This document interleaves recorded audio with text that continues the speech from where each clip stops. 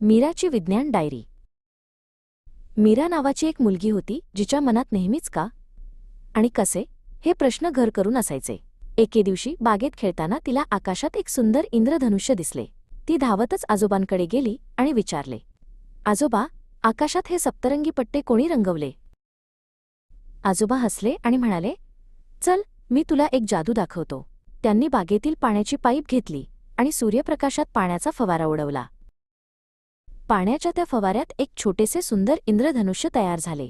मीराने आनंदाने टाळ्या वाजवल्या. वा आजोबा, तुम्ही तर जादूगार आहात. पण हे कसे केले? तिने विचारले. आजोबांनी समजावून सांगितले, बाळ, सूर्यप्रकाश आपल्याला पांढरा दिसतो, पण तो 7 रंगांनी बनलेला असतो.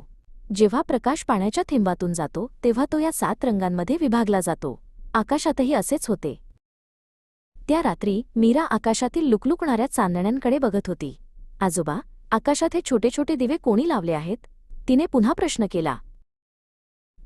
आजोबा घरातून एक दुर्बीण घेऊन आले. मीरा, या चांदण्या दिवे नाहीत तर आपल्या सूर्यासारखेच आगीचे मोठे गोल आहेत. पण त्या खूप खूप दूर आहेत, म्हणून आपल्याला लहान दिसतात. चल, आपण जवळून बघूया. मीराने दुर्बिणीतून डोकावून पाहिले. तिला एक तारा खूप मोठा आणि तेजस्वी दिसला. अरे वा, हे तर खूपच अद्भुत आहे, ती आनंदाने उद्गारली. यालाच विज्ञान म्हणतात मीरा, आजोबा म्हणाले. विज्ञान आपल्याला या जगातील जादू समजून घ्यायला मदत करते, पाण्याच्या लहान थेंबापासून ते मोठ्या ताऱ्यांपर्यंत. दुसऱ्या दिवशी मीराला बागेत मातीतून एक छोटा अंकुर वर आलेला दिसला. तिला आजोबांचे शब्द आठवले.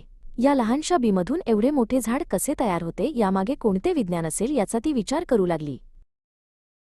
मीराने ठरवले की ती आता अशा सर्व प्रश्नांची उत्तरे शोधणार.